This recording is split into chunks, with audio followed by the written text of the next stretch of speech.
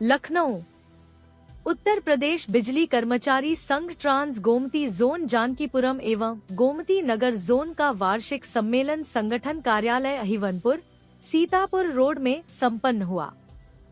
सम्मेलन की अध्यक्षता रामनरेश यादव सहित अध्यक्ष मंडल ने की, जबकि उद्घाटन प्रांतीय मुख्य महामंत्री महेंद्र राय ने किया।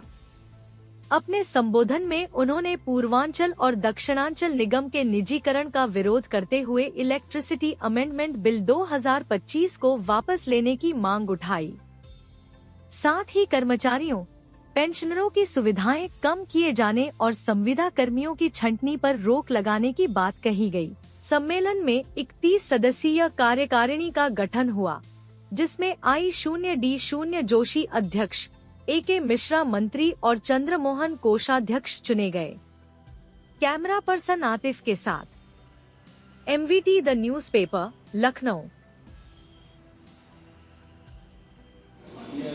सम्मेलन है ट्रांस गोमती का जोन का, और इसमें हम लोग अभी बैठ करके इस पर चर्चा करेंगे कि सब कर्मचारी की जो समस्याएं हैं उन समस्याओं का निदान कैसे हो, और वर्तमान समय में जो ये लखनऊ में वर्टिकल व्यवस्था चालू की गई है, इससे जनता भी त्रस्त है, कर्मचारी भी त्रस्त है।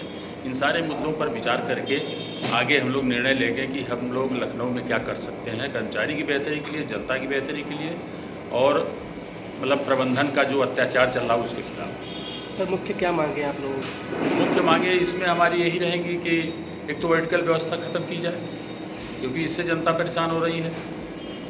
काम किसी का हो नहीं रहा, कर्मचारियों का यहाँ से कम किया जा रहा, ट्रांसफ़र किया जा रहा है, कनेक्शन बढ़ गए और कर्मचारी कम किए जा रहे हैं, तो कैसे काम चलेगा। ये सारी चीज़ों पर, और कर्मचारियों का काम इस समय जब से वर्टिकल व्यवस्था हो गई है तब से किसी कर्मचारी का कोई क्लेम नहीं बन रहा है। इन सारे मुद्दों पर क्षेत्रीय स्तर का चूँकि सम्मेलन है, तो क्षेत्रीय स्तर की जो भी समस्याएं हैं उस पर चर्चा करेंगे और आगे निर्णय लेके आंदोलन का निर्णय लेंगे। लंबे समय से सभी बिजली संगठन हुए या जितने भी शहर भर के बिजली संगठन है, उन्होंने कई बार सरकार को इस चीज़ से अवगत कराया ज्ञापन, या फिर भी सरकार के कानों में जो नहीं रेंगती, इसको किस तरह देखते हैं? सरकार जो है निजीकरण के पक्ष में है, क्योंकि ये सरकार तो वो सरकार है कि कहने को कुछ भी कहे, और लेकिन जो 70 साल में बना है उसको बेचने का प्रयास कर रही है, पूरा उसी को बेच करके इस देश को कंगाल करने का काम कर रही है। तो इसलिए सरकार के कान में तो जू नहीं रेंगना, क्योंकि वो अपने पूंजीपति मित्रों के पक्ष में जो भी करना है, जिस स्तर पर जाना है वहाँ जा करके वो काम कर रही है। चाहे किसानों का उत्पीड़न हो, सीड बिल ले आए, सीड बिल ले करके किसान उससे तो मर जाएगा। भाई सीड बिल का मतलब है कि किसान जो अपने घर में बीज पैदा करके नहीं रख सकता है, उसको दुकान से लेना है, और दुकान से जब लेगा तो 80-85 रुपये किलो का उसको गेहूँ मिलेगा, या आटा, या क्या नाम है, मटर मिलेगी, चना मिलेगा, तो वो बो करके कितना पैदा करेगा। आप इस समय देख रहे हैं कि किसानों के जो 45 से पहले 50 की बोरी हुआ करती थी यूरिया की खाद की, वो आज 45 के बीच में हुई थी, दाम वही है, और वो घटा करके 40 कर दी गई। तो ये सरकार तो सबको गुमराह करके जितना भी हो सकता है वो पूंजीपतियों को लाभ देना चाह रहा है। श्रम कोड ले आए, श्रम कोड से क्या होगा, जिसको हम अंग्रेजों से लड़ करके जिस चीज़ को पाए थे, जिस कानून को बनवाए थे, आज हम स्वतंत्र देश में उस कानून को समाप्त कर रहे हैं केवल पूंजीपतियों के पक्ष के लिए। ये सारी चीज़ें हैं, इन पर जो है केंद्र, वो जो आप कह रहे हैं वो तो हम संयुक्त संघर्ष समिति के साथ लड़ रहे हैं। आज हमने अपना बिजली कर्मचारी संघ का भी नोटिस दिया है 22 बिंदुओं का।